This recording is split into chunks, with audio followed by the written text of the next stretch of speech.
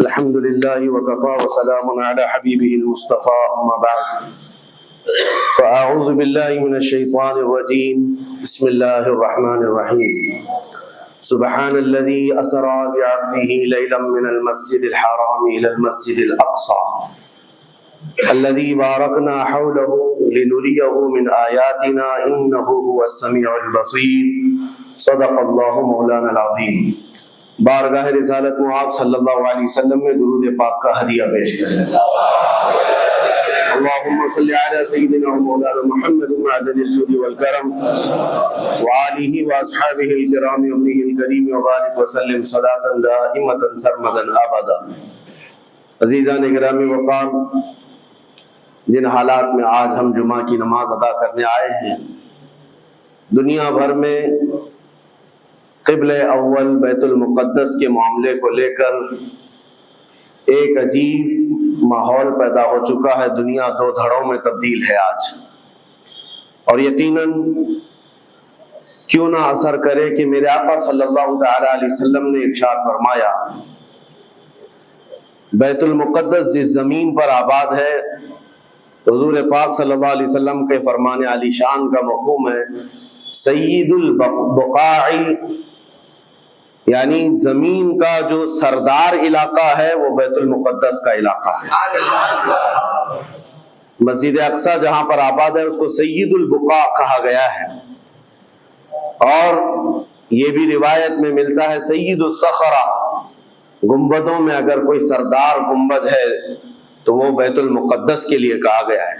اور قرآن نے یہ فرمایا الذی بارکنا حولہ، مسجد اقصی کے متعلق فرماتا ہے رب تعالیٰ کہ وہ مسجد اقصی جس کے ارد گرد ہم نے برکتیں رکھی لنریہ من آیاتنا، تاکہ ہم اپنی نشانیاں انہیں دکھائیں۔ تو یہ اللہ تبارک و تعالیٰ کی اس مقدس سرزمین جس کو ارض مقدس کہا گیا ہے، نام ہی میں مقدس موجود ہے، اور یہ آج سے نہیں بلکہ روایت میں ہے خانہ کعبہ کی تعمیر کے فوراً بعد حضرت ابراہیم علیہ السلام نے بیت المقدس کی تعمیر فرمائی، اور ہزاروں انبیاء اکرام علیہ السلام کا وہ قبلہ رہا، اور وہ ان کی مرکز عبادت بھی رہا، اور ایک نہیں تقریباً 30,000 کے قریب انبیاء اکرام علیہ السلام مسجد اقصی کے ارد گرد دفن ہیں، آرام فرمائیں۔ جہاں اللہ کا ایک ولی دفن ہوتا ہے وہ برکت کی جگہ ہے، اور جہاں 30,000 نبی دفن ہوں، اور وہ بھی اولو العزم پیغمبر حضرت ابراہیم علیہ السلام، حضرت اسحاق علیہ السلام، حضرت یعقوب علیہ السلام، حضرت موسیٰ علیہ السلام، حضرت زکریا علیہ السلام، یہ سب وہ انبیاء اکرام علیہ السلام ہیں جو رسولان اعظام بھی ہیں، شریعت والے ہیں۔ یہ سب بیت المقدس کے ارد گرد ہیں۔ یہاں پر کچھ بھی اثر ہونا پوری دنیا پر بھی اس کا اثر پڑتا ہے، اور آج ہم دیکھ رہے ہیں جو حالات پوری دنیا میں پیدا ہوئے ہیں، اور چاہے وہ یورپ ہو کہ امریکہ ہو، افریقہ ہو کہ رشیا ہو، عرب ممالک ہو کہ ہند ہو، ان سب کو کچھ نہ کچھ کہنے کی آج ضرورت پیش آ رہی ہے۔ کیوں؟ اس لیے کہ وہ ایسا سینٹر ہے، ایسا تقدس ہے وہاں پر جس میں پوری دنیا انوالو ہو ہی جاتی ہے، اور برسوں سے لے کر وہ جنگ کا میدان رہا، اور حضور پاک صلی اللہ تعالیٰ علیہ وسلم نے بیت المقدس کے لیے کیا فرمایا؟ صحابہ نے جب اس زمین کے بارے میں پوچھا تو میرے آقا نے فرمایا وہ حشر و نشر کی جگہ ہے، حشر و نشر کی جگہ ہے، یعنی قیامت کے قریب سارے لوگوں کو ادھر ہی ہانک دیا جائے گا، اور قیامت وہیں آنی ہے۔ حشر و نشر کی جگہ ہے، حضور پاک صلی اللہ تعالیٰ علیہ وسلم نے فرمایا، اور فرماتے ہیں میرے آقا ہو سکے تو تم جا کر اس میں نماز پڑھ لو، اس لیے کہ اس کی ایک نماز دوسری مسجدوں کی 1000 نمازوں سے افضل ہے۔ یہ مسجد اقصی کے متعلق میرے آقا صلی اللہ علیہ وسلم کا فرمان علی شان ہے۔ پھر صحابہ اکرام نے پوچھا کہ اگر کوئی جا نہ سکے میرے آقا بیت المقدس اور نماز پڑھنے کی اس کو استطاعت نہ ہو وہاں جا کر تو کیا کرے؟ حضور اکرم صلی اللہ علیہ وسلم نے فرمایا کم از کم تیل کا ہدیہ تو بھیج دے تاکہ وہاں چراغ جلانے کے کام آئے۔ یہ حدیث پاک میں ابن ماجہ کی حدیث ہے۔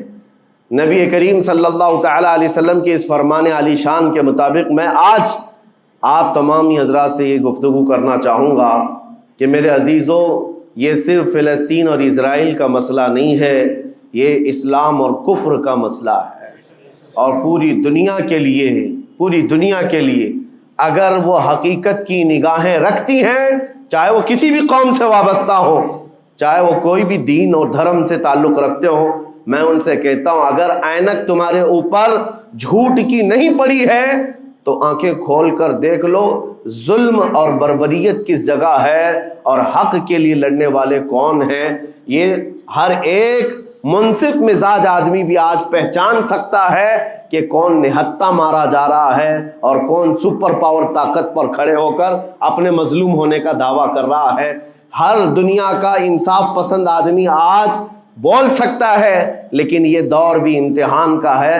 جتنے کیڑے مکوڑے دل میں بغض و عداوت رکھتے ہیں اسلام کے، وہ ظالموں کے ساتھ کھڑے ہوئے نظر آتے ہیں، آج ظالموں کے ساتھ کھڑے ہوئے نظر آتے ہیں۔ نبی کریم صلی اللہ تعالی علیہ وسلم نے فرمایا مسلمانوں آپ اپنی اوپینین، اپنی رائے کیا رکھتے ہیں یہ بہت امپورٹنٹ ہے، دنیا کیا کہتی ہے اس سے مجھے غرض نہیں، تمہارا تعلق تمہارے نبی پاک کے فرامین سے ہے۔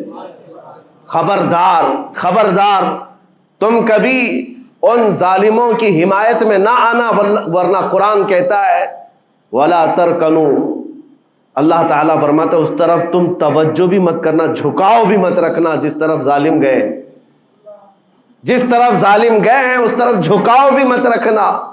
اور آج کہیں ایسا نہ ہو کہ دنیا تمہارے پاس بہت آ گئی، چکا چوند دنیا دیکھ کر، جیسے امارات والے ہوئے، متحدہ عرب امارات، دبئی جیسے آج انٹرنیشنل سٹی ان کے پاس مل گئی ہے، پوری دنیا وہاں پر تجارت کرنے لگ گئی، بحرین جیسے کنٹریز، ان کے پاس دنیا کی فراوانی آ گئی، تو آج وہ یہ سمجھنے لگ گئے کہ ہم کو مظلوم اور غریب فلسطینیوں کی مدد میں بات نہیں کرنی چاہیے، جو سپر پاور طاقت ہے اس کے ساتھ کھڑا ہونا چاہیے، کیونکہ ہماری ٹریڈنگ کا مسئلہ ہے، ہماری تجارت کا مسئلہ ہے۔ وہ یہ بھول گئے کہ ان کا اسلام کہاں ہے، ان کے آباء و اجداد کی روایت کہاں ہے۔ لیکن میں آپ سے کہتا ہوں ان کے نقشے پر چل کر کبھی اپنی رائے کو بدل نہ دینا۔ بعض مسلمانوں میں یہ گفتگو پھیلی ہوئی ہے کہ کیا ہم ہی مسلمان ہیں ہندوستان کے، کیا ہم ہی لوگ ہیں جو اپنی رائے بنائیں، وہ بڑے بڑے لوگ ہیں، عرب لوگ ہیں اور بڑے بڑے مشائخ ہیں وہاں پر، ان لوگوں نے رائے الگ بنائی ہے، وہ دنیا کے اور پیسوں کے پجاری بن گئے ہیں، ان کے ہاں نفس غالب آ چکا ہے اور شیطان کا ان کے اوپر غلبہ ہے، وہ حق نہیں دیکھ رہے ہیں۔ میرے عزیزوں کہیں تم اپنی رائے اس طرح بنا لیے تو حدیث کو جھٹلانے والے ہوں گے۔ اللہ کے حبیب صلی اللہ علیہ وسلم کی حدیث سناتا ہوں، حضور پاک صلی اللہ علیہ وسلم فرماتے ہیں لا تزال عصابۃ من امتی یقاتلون علی ابواب دمشق وما حولها وعلى ابواب بیت المقدس ظاہرین علی الحق۔ حضور پاک صلی اللہ علیہ وسلم فرماتے لا یضرهم خذلان من خذلهم ظاہرین علی الحق الى ان تقوم الساعہ۔ میرے آقا فرماتے ہیں قیامت تک میری امت میں ایک جماعت ایسی ہوگی جو دمشق کے دروازوں پر اور بیت المقدس کے دروازوں کے اطراف میں حق کے لیے کھڑی رہے گی قیامت آنے تک۔ اور حضور پاک نے یہ بھی فرمایا، میرے آقا مخبر صادق صلی اللہ علیہ وسلم کے فرمان آج ہم اپنی آنکھوں سے دیکھ رہے ہیں۔ حضور فرماتے لا یضرهم خذلان من خذلهم، میرے آقا فرماتے ہیں دنیا کے بڑے بڑے دھوکہ دینے والوں کا دھوکہ انہیں کچھ اثر نہیں کرے گا، انہیں کوئی نقصان نہیں پہنچائے گا۔ آج بڑے بڑے پیٹروٹ میزائل داغ کر کے اگر وہاں کے علاقوں کو ختم کرنے کا دعویٰ کر رہے ہیں تو مجھے میرے نبی کے فرمان پر یقین ہے یہ کبھی نہیں ہو سکے گا، کبھی نہیں ہو سکے گا۔ کچھ عمارتوں کے گر جانے اور کچھ بچوں کے اور کچھ لوگوں کے قتل ہو جانے کا نام یہ جیت اور فتح نہیں ہے۔ میرے عزیزو آج ہم ان ظالموں کو دیکھ رہے ہیں جن کا دعویٰ تھا کہ دنیا میں ان سے بہتر ڈیفنس طاقت کسی کے پاس نہیں، ان سے بہتر بنکر کسی کے پاس نہیں، ان سے بہتر سائرن بجانے کی طاقت کسی کے پاس نہیں، پوری دنیا کو زہریلے ہتھیار بیچنے والی طاقتیں۔ آج ہم نے یہ بھی دیکھا ہے کہ صرف محض ایک چھوٹی سی جماعت سے ان کے ہاتھ پیر ڈھیلے نظر آتے ہیں اور ان کے جسموں میں کپ کپی نظر آتی ہے۔ ہے, پوری طاقت تمہاری ایک جگہ.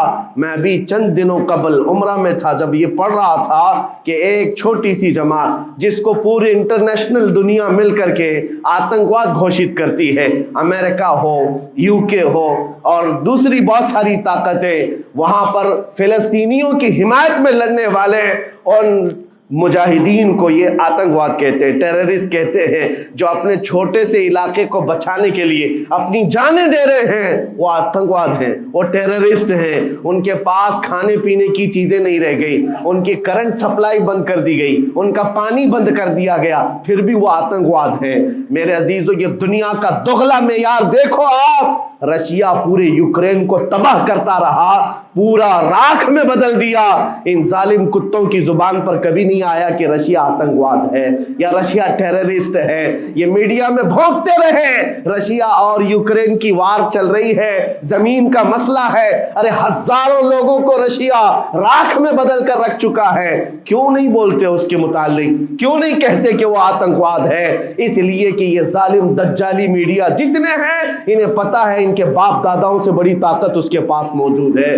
طاقتوں کی پوجا کرنا اور بڑی بڑی طاقتوں کو سلام کرنا یہ ان کی فطرت میں داخل ہے. اور ہم الحمدللہ مسلمان ہر وقت یہ فیصلہ رکھتے ہیں کہ جو غریب ہے, جو مظلوم ہے, وہ چاہے ایک سکہ بھی نہ رکھتا ہو, ہم اس کی حمایت میں ہمیشہ کھڑے رہتے ہیں. یہ اسلام کی خاصیت ہے. ہم طاقت و قوت اور تخت کو دیکھ کر کسی کی حمایت میں نہیں کھڑے ہوتے, بلکہ حق و باطل کو دیکھ کر اگر مظلوم چھوٹی سی جگہ پر بھی ہے تو ہم اس کے ساتھ کھڑے ہیں. اسلام میں ہو یا نہ ہو, اگر وہ مظلوم ہے تو اس کی آواز ہم اٹھاتے ہیں. عزیزان گرامی وقار, جس کو اپنی طاقتوں پر خوب بھروسہ تھا, میں ایک بات عرض کرتا ہوں مسلمانوں, آج جاگنے کی ضرورت ہے, بیداری کی ضرورت ہے. تمہارے دماغوں پر یہ پٹی ڈالی گئی ہے اور یہ بٹھایا گیا ہے ان کے پاس بہت بڑی بڑی طاقتیں, تمہارے ادھر ادھر کرنے سے کچھ نہیں ہوتا, تمہاری آواز اٹھانے سے کچھ نہیں ہوتا.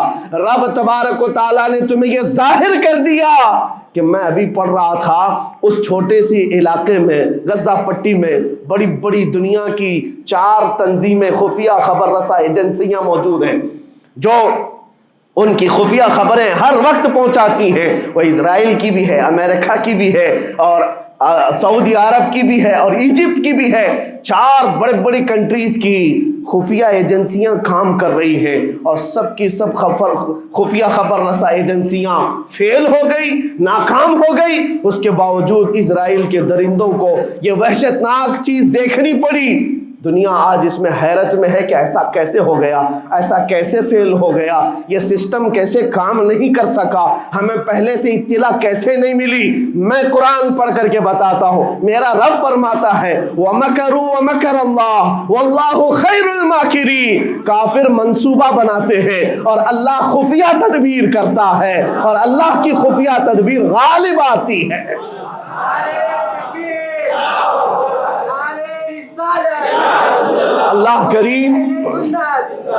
اللہ کریم جب خفیہ تدبیر فرماتا ہے سارے سسٹم فیل ہو جاتے ہیں, دنیا کی طاقتیں ہیچ ہو جاتی ہیں.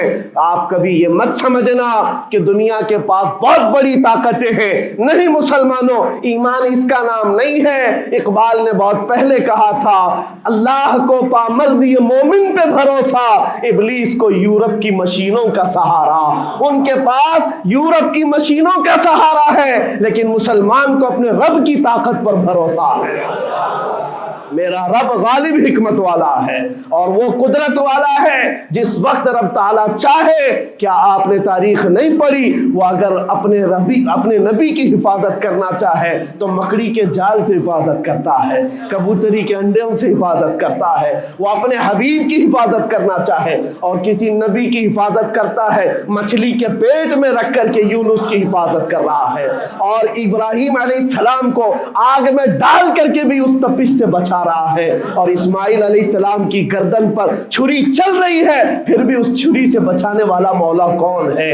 اور سمندر میں اتر جانے کے بعد موسیٰ علیہ السلام کی بڑی فوج کو راستے دینے والا مولا کون ہے؟ آپ جانتے ہیں ابراہیم علیہ السلام کو آگ سے بچانے والا، یونس علیہ السلام کو مچھلی کے پیٹ میں زندہ رکھنے والا، موسیٰ علیہ السلام کو سمندروں میں راستہ دینے والا وہی خدا ہے جو اپنے حبیب کو کفار مکہ کے ہر ظلم سے بچانے والا، ان کے رات کے منصوبوں کو خاک میں ملانے والا، میرے حبیب کو ان کافروں کے سامنے سے ایسے گزارنے والا کہ وہ کافروں کی آنکھیں ہمیشہ کے لیے اندھی ہو کر رہ جائیں۔ وہ مولا کل بھی تھا، آج بھی ہے اور ہمیشہ رہے گا۔ وہ اللہ حی و قیوم ہے، اس کی ذات پر توکل رکھو، یقین رکھو۔ آج دنیا کے ان حالات کو دیکھ کر مسلمانوں کا ایمان اور مضبوط ہو جائے، اور مضبوط ہو جائے۔ آپ یہ سوچتے ہوں گے ہمیں کیا کرنا چاہیے، ہم یہاں بیٹھ کر کیا کریں؟ میں تو اس بات کو کہوں گا آپ واٹس ایپ جہاد میں مصروف نہ رہیں، ادھر کی ادھر چیزیں شیئر کرتے ہوئے گھر میں بیٹھ کر کے رات بھر اپنی مرغن غذاؤں میں اور بستروں پر سوتے رہے نہیں۔ اگر تمہارا دل روتا ہے کسی ایک بچے کی آہ پر تم پہنچ تو نہیں سکتے، لیکن کسی غریب کی ایک درد پر تمہارا دل روتا ہے، اللہ کی بارگاہ میں وہ بھی لکھا جاتا ہے، وہ بھی لکھا جاتا ہے اور تم کو ان کے شریکوں میں شمار کیا جاتا ہے۔ تم اگر رقت کے ساتھ بیٹھ کر کے دعا کرتے ہو، سوچو آج آپ اپنے گھر میں ہیں، تمہارا بیٹا نکلا، جوان بیٹا نکلا، اس کی خبر آئی کہ اچانک اس کی لاش کہیں تڑپتی ہوئی نظر آئی، جیسے خبر سنو گے تمہارا کھانا پینا حرام ہو جاتا ہے، تمہارے گھر بار کا چین و سکون غارت ہو جاتا ہے۔ کیا ہوتا ہے جب اپنا ایک جوان بیٹا کہیں کسی حادثے میں انتقال ہونے کی خبر بھی آ جائے، بے چینی اور گھر میں کوہرام مچ جاتا ہے۔ یہ چیز کیوں ہوتی ہے؟ کیونکہ تمہارا تعلق ہے، جسمانی بھی روحانی بھی تعلق ہے اپنے بیٹے سے۔ اور میرے آقا نے فرمایا مثل المؤمن کمثل جسد اذا اشتكى عضو تداعى له سائر الجسد بالسهر والحمى۔ میرے آقا فرماتے ہیں پورے مومن جتنے بھی دنیا میں ہیں، سارے مومنین ایک جسم کی طرح، میرے آقا فرماتے ہیں ایک جسم کی طرح ہیں، اگر ایک عضو کو تکلیف ہو تو پورے جسم میں بخار آ جاتا ہے، ایک عضو کو تکلیف ہو تو پورے جسم میں بخار آتا ہے۔ آج تمہاری کیفیت یہ ہونی چاہیے، جس وقت ان حالات کو دیکھو تمہارا دل روئے، تمہاری بے قراری بڑھ جائے، تمہاری بے چینی بڑھ جائے، اور بارگاہ رب العزت میں گڑ گڑاؤ کہ مولا اگر ہمارے برے اعمال کی وجہ سے، ہمارے گناہوں کی وجہ سے ہمارے بھائیوں پر اگر یہ آفت آئی ہے تو میں توبہ کرتا ہوں، میں باز آتا ہوں مولا، میں اپنی حرکتوں سے توبہ کرتا ہوں۔ آج تمہیں پتہ ہے یہ آج کا حادثہ نہیں، اس دنیا کو میں جتنا کوسوں کم ہے جو دغلی پالیسی رکھتے ہیں، جو ڈبل سٹینڈ رکھتے ہیں، ان کو جتنا بولوں کم ہے، میں ڈرتا نہیں ہوں اس بات پر، لیکن آج دل بھرا ہوا ہے ان مظلوموں کی آواز کو سن سن کر کے، جن کے گھروں پر رات بھر بمباری ہوتی ہے، جن کے شہر کا پورا بادل پٹاخوں سے نہیں میزائلوں سے روشن دکھتا ہے۔ میرے عزیزوں کیسی راتیں وہ گزارتے ہیں، ماں رات کو اپنے بچے کو گلے سے لگا کر سوتی ہے، اس کو یقین نہیں ہوتا صبح تک میرا لال میرے ساتھ رہے گا، انہیں پتہ بھی نہیں ان کے دروازوں پر موت دستک دے رہی ہے۔ 5000 سے زیادہ راکٹ داغ کر کے ابھی بھی ختم نہیں کیا گیا، اور ظلم اتنا ہونے کے بعد حیرت ہوتی ہے اس دگلی دنیا پر میڈیا میں بار بار یہ کہا جاتا ہے ان آتنکیوں کا خاتمہ کیا جا رہا ہے، آتنکوادیوں کو نیست و نابود کیا جا رہا ہے، جن کی زمین پر 70 سال سے قبضہ کر کے بیٹھا ہے، دنیا اس پر کچھ نہیں بولنا چاہتی۔ آپ کو پتا ہے ہسٹری جنہوں نے پڑھا نہیں وہ آج بھوک رہے ہیں، جن کو تاریخ معلوم نہیں ہے وہ ٹپنی دینے کی کوشش کر رہے ہیں، ان کو اپنے باپ داداؤں کی تاریخ نہیں معلوم، یہ فلسطین کی تاریخ پر چل پڑے۔ پتہ ہے 1917 میں صرف 4000 یہودیوں کو رہنے کی اجازت دی گئی تھی، جب یہ پوری دنیا سے مارے مارے گھوم رہے تھے، ان کے لاکھوں یہودیوں کو مار کر ختم کیا گیا تھا۔ اس وقت فلسطین میں 4000 یہودیوں کو پناہ دی گئی تھی، اور یہ 4000 سے بڑھتے بڑھتے بڑھتے پوری دنیا سے ہجرت کر کے آتے رہے، 1948 में इन्होंने अपने मुल्क का ऐलान कर दिया। दुनिया को ये नहीं पता है, आज सब पता है। नक्शा देख देख करके सब शेयर कर रहे हैं। 1970 में इतना था इजराइल, 40 में इतना हो गया, फिर 67 में इतना हो गया, सब शेयर कर रहे हैं। तुम्हारी अक्ल मारी गई है जब देख रहे हो कि एक जालिम आदमी किसी के जमीन पर कब्जा करता करता करता पूरा बढ़ गया। अब जो मजलूम थे उनकी अपनी जमीन भी नहीं बाकी, उनकी हुकूमत नहीं है, उनकी एम्बेसी नहीं है, उनका कुछ नहीं, एक शहर लेकर बैठे हैं, वो भी हजम नहीं हो रहा। और मैं ये बातें खुलकर इसलिए कर रहा हूं कि ये मेरे अपने ओपिनियन ही नहीं है, पूरी दुनिया के अक़वाम मुत्तहिदा यूएनए ने कहा है इजराइल को 1967 में जो तुम्हारा इजराइल था वहां वापस चले जाओ। लेकिन ये दादागिरी ऐसी है कि वो किसी की नहीं मानता, ना यूएनए की, ये सब चीजें दुनिया को मालूम है, फिर भी दुनिया ये कहती है इजराइल अपने डिफेंस में काम कर रहा है, अपने डिफेंस में काम कर रहा है। एक कुत्ते की मौत होती है तो पूरी दुनिया बिलबिलाती है, और यहां रोजाना हजारों फिलिस्तीनियों को कत्ल कर देते हो। तुम कत्ल भी करते हो तो चर्चा नहीं होता, हम आह भी करते हैं तो हो जाते हैं बदनाम। यह हालात आज पैदा किए गए। मैं आप हजरात को यह बात कहना चाहूंगा, ये ईमान के मजबूत करने का वक्त आ चुका है। मेरे आका के फरमान पर यकीन करो, अल्लाह की मदद आती है और आकर रहेगी इंशाअल्लाह। और यह हालात आप देख रहे हैं। मैं एक बात और बताकर अपनी गुफ्तगू को समेटता हूं, कसरत से उनके लिए दुआएं करो, कसरत से दुआएं करो, और अपनी गलत आदतों से बाज आकर अल्लाह की बारगाह में मांगो। जाहिर सी बात है, हराम खाते हो और किसी के लिए दुआ करते हो, कहां दुआएं जाएंगी। अब जो बात रह जाती है ये कुछ दिनों के लिए है, वो भी इम्तिहान दे रहे, हम भी इम्तिहान दे रहे। ये इम्तिहान की घड़ी गुजरने वाली है और क़यामत के करीब मेरे आका का फरमान हक होकर साफ जाहिर होगा, साफ जाहिर होगा, पूरी दुनिया देखेगी। बाज़ रिवायात में है कि हज़रत सुलेमान अलैहिस्सलाम की रिवायतें भी बयान की गई कि आपने फरमाया कि यहूदियों की एक रियासत कायम होगी और सिर्फ 50 साल के बाद उनकी रियासत के कायम होकर 50 साल के बाद क़यामत की बड़ी निशानियां सामने आ जाएंगी। अब वो हालात आ गए, चंद सालों की बात है, जितना खून बहाया था वो खून खत्म होगा और खूने शहीदा से सुबह बहारा आएगी। और एक दिन पूरी दुनिया देखेगी जब बैतुल मुक़द्दस पर अल्लाहु अकबर की सदाएं गूंज रही होगी और इमाम मेहदी का ज़ुहूर होगा। इमाम मेहदी आएंगे और पूरी दुनिया में सिर्फ और सिर्फ इस्लामी परचम लहराएगा इंशाअल्लाहुल अज़ीज़।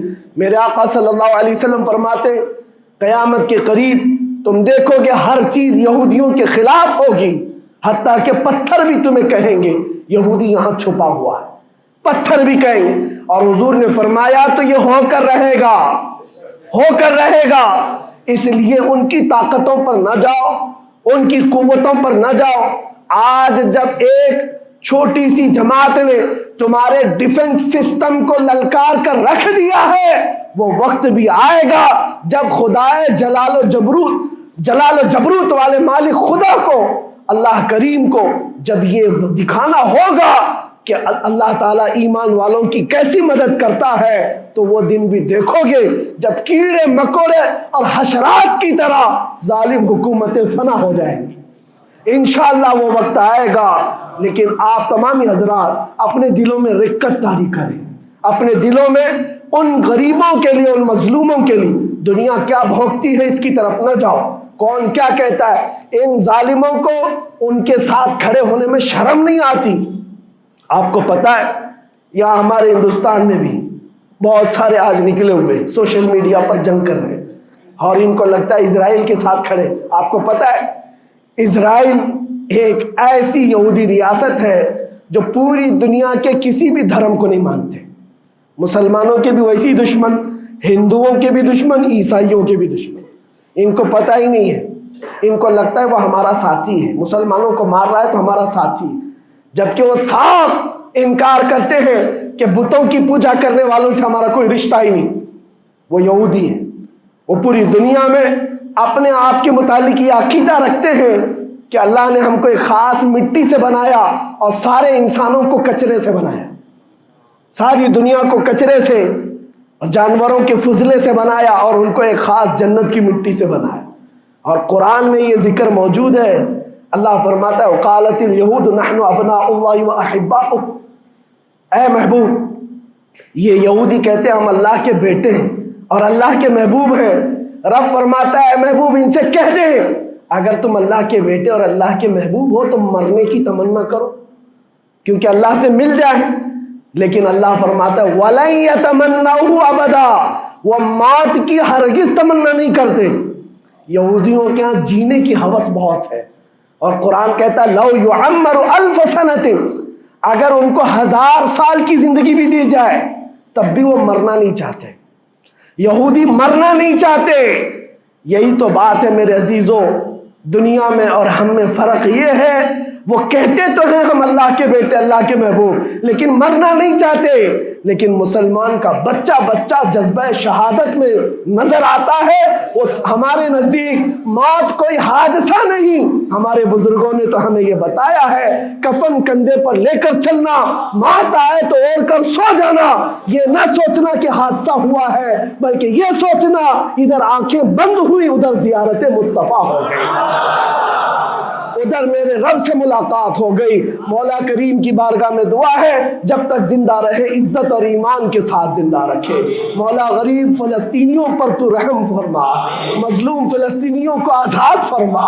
اے کریم ارحم الراحمین، تو نے فرمایا جب بندہ مجھے مصیبت میں پکارتا ہے میں اس کی پکار کو سنتا ہوں۔ اے مولا آج فلسطینیوں سے زیادہ کون مظلوم ہے، ان سے زیادہ کون مصیبت میں ہے اور تجھ سے زیادہ کون رحم کرنے والا ہے۔ اے مالک و مولا ان پر رحم کی بارشیں فرما، اے اللہ ان پر رحم کی بارشیں فرما اور ظالم طاقتوں کو فنا فرما دے، ان کو نیست و نابود فرما، ان کو کیفر کردار تک پہنچا، اسلام و سنیت کا بول بالا فرما، کفر و شرک کا منہ کالا فرما۔ وصلی اللہ تعالی علی خیر خلقہ محمد وآلہ واصحابہ اجمعین برحمتک یا ارحم الراحمین۔